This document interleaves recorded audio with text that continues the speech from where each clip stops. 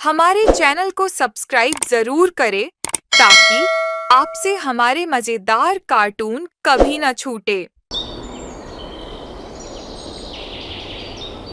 सुबह सुबह Ganganagar railway platform पर सुमित्रा अपनी पकौड़ों से भरी टोकरी सिर पर उठाए बिना देर किए ट्रेन में चढ़ जाती और पकौड़े बेचने लगती। पकौड़े ले लो, पकौड़े बढ़िया, आलू प्याज हरी मिर्च के पकौड़े। पकौड़े दो भैया। अरे नहीं चाहिए। अच्छा साहब। अरे सुमित्रा दीदी, एक पत्ता पकौड़े देना। अरे अशोक भैया, तुम कहीं जा रहे हो क्या? और तुम्हारी नौकरी का क्या हुआ? कहीं बात हुई? हाँ सुमित्रा दीदी, अगले हफ्ते नौकरी के लिए इंटरव्यू देने जाना है। माँ मामा के घर पर गई नहीं है तो उन्हें लेने के लिए जा रहा हूँ। अच्छा, ये लो।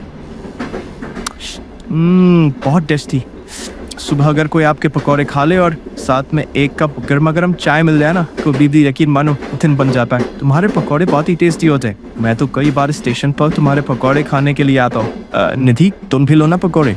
नहीं, तुम ही खाओ। गंदे तेल के पकौड़े मैं नहीं खाती ये सब, सॉरी। अशोक के साथ बैठी लड़की की बात सुनकर सुमित्रा को थोड़ा अजीब लगा क्योंकि लड़की ने उसके सामान के लिए गलत कहा था। सुमित्रा कुछ नहीं बोली, वो चुपचाप आगे बढ़ गई। अरे पकौड़े वाली, इधर भी पकौड़े दे दो। अरे ऐसे किसी के मुंह पर बोंगा अच्छी बात नहीं होती। देखो अशोक, अब तुम एक पकौड़े वाली के लिए मेरे से लड़ रहे हो। वो तुम्हारी कोई रिश्तेदार नहीं है जो तुम इतना सोच रहे हो। सुमित्रा पकौड़े बेचते हुए उस लड़की की बातों को सुन रही थी। उससे रहा नहीं गया और वो ट्रेन के दूसरे डिब्बे में चली गई। सुमित्रा को निधि की बात बुरी तो लगी, ऐसा अक्सर ही होता रहता है। किसी को तो सुमित्रा के हाथों के पकौड़े बहुत ही स्वादिष्ट लगते थे और कोई सुमित्रा को पकौड़ों के लिए तरह तरह के ताने भी दे देता था। माँ क्या हुआ? आज तुम्हारा मन बहुत उदास है। किसी ने कुछ कहा क्या? मैं जानता हूँ तेरी माँ का चेहरा क्यों उतरा हुआ है। जब उस लड़की ने तेरी माँ को बुरा भला बोला था उस समय माधव भी ट्रेन में चाय बेच रहा था। सुमित्रा, मुझे माधव ने बताया कि तुम्हें कैसे लड़की ने गलत बोला, तभी बोल रहा था मुझे काम करने दे। तू क्यों ट्रेन में पकौड़े बेचने के लिए जाती है रे? पहली बात तो ये कि हर काम में अच्छा और बुरा दोनों कहने वाले होते हैं। हाँ, मुझे थोड़ा बुरा तो लगा था, पर क्या करूँ, ये तो रोज की बात है। कभी कोई तारीफ कर देता है तो बहुत खुशी होती है, कभी कोई बुराई कर देता है तो मन दुखी हो जाता है। और रही बात काम करने की, तो मैं जानती हूँ तुम्हारी कमर में दर्द रहता है। इतनी मुश्किल से तो तुम रिक्शा चलाते हो। अगर मैं काम नहीं करूंगी तो हम अपनी बेटी के सपने को पूरा कैसे करेंगे?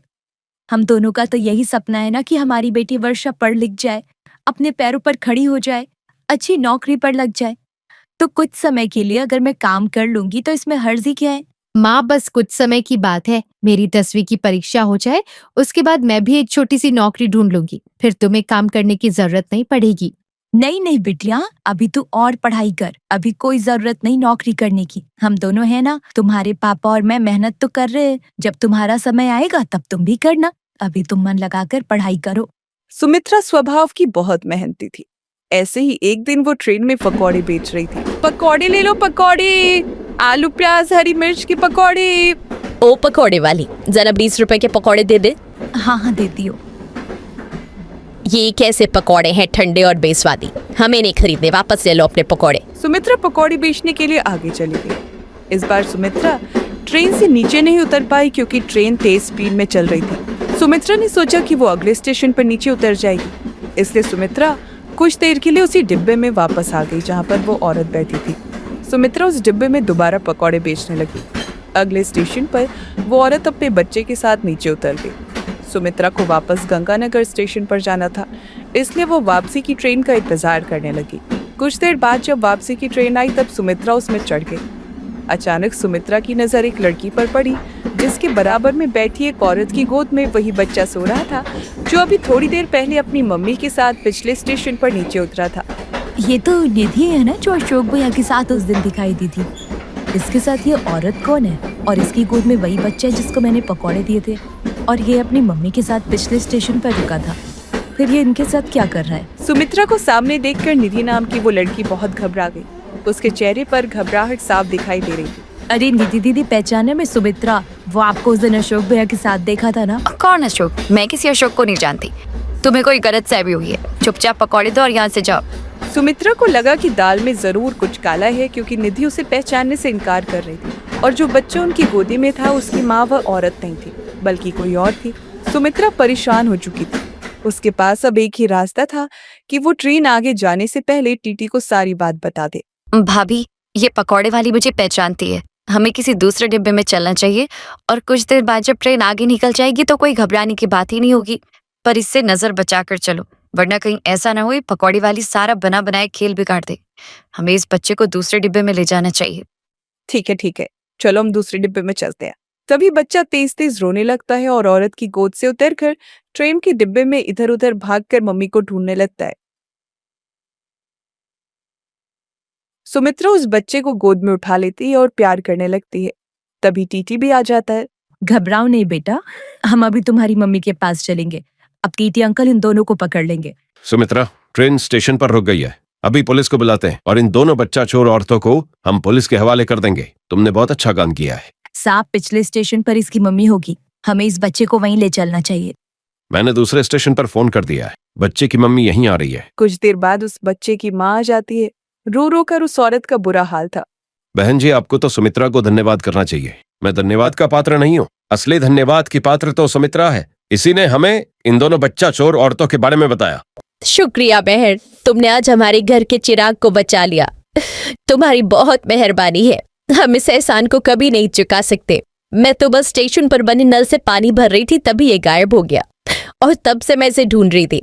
मेरा बच्चा मुझे मिल गया है। भगवान तेरा लाख लाख शुक्र है। सुमित्रा, तुम बहुत अच्छी इंसान हो। बहन, मैंने तो बस एक इंसानियत का फर्ज अदा किया है। आपका बच्चा आपको सुरक्षित मिल गया, मुझे इस बात की बहुत खुशी है। अगर अगले स्टेशन पर ये दोनों बच्चा चोर आपके बेटे को ले जाती तो शायद आपके बेटे का मिलना मुश्किल था। तभी अशोक भी स्टेशन पर आ जाता है। सुमित्रा ने उसे फोन करके बुला लिया था। निधि, तुम इतनी घटिया हरकत कैसे कर सकती हो? मुझे तो शर्म आ रही है कि मैंने तुमसे प्यार किया। आगे चलकर मैं तुम्हारे साथ अपना जीवन गुजारना चाहता था, तुमसे शादी करना चाहता था, पर शुक्र है भगवान का कि सुमित्रा दीदी की वजह से आज तुम्हारी सच्चाई मेरे सामने आ गई। इंस्पेक्टर साहब, इन दोनों बच्चा चोर औरतों को यहाँ से ले जाइए और दोबारा ये ऐसी गलती कभी ना करें। इसके लिए इन दोनों को कड़ी से कड़ी सजा देना। प्लीज इंस्पेक्टर साहब, इन्हें ले जाइए। अरे चलो दोनों, मैडम इन दोनों का पता लीजिए। चलिए। बच्चा चुराती हो, धिक्कार है तुम दोनों पर कि तुम एक औरत हो। सब लोग सुमित्रा की बहुत प्रशंसा करते हैं। उसने आज एक बच्चे को अपनी माँ से दूर होने से बचा लिया। अगले दिन वो औरत अपने पति के साथ सुमित्रा के घर उसे मिलने आई और जबरदस्ती उपहार स्वरूप सुमित्रा को 50,000 रुपए दिए और वादा किया कि वो वर्षा की पूरी पढ़ाई का खर्चा भी उठाएंगे। सुमित्रा ने उन रुपयों से रेलवे प्लेटफॉर्म पर एक छोटी सी दुकान किराए पर ले ली और अपने पति के साथ चाय पकौड़े की दुकान चलाने लगी। अब सुमित्रा को ट्रेनों में नहीं घूमना पड़ता था। भगवान ने उसे उसके अच्छे कर्मों का फल दे दिया। सब कुछ अपने आप हो गया। सुमित्रा इन सब के लिए भगवान को धन्यवाद कहती है।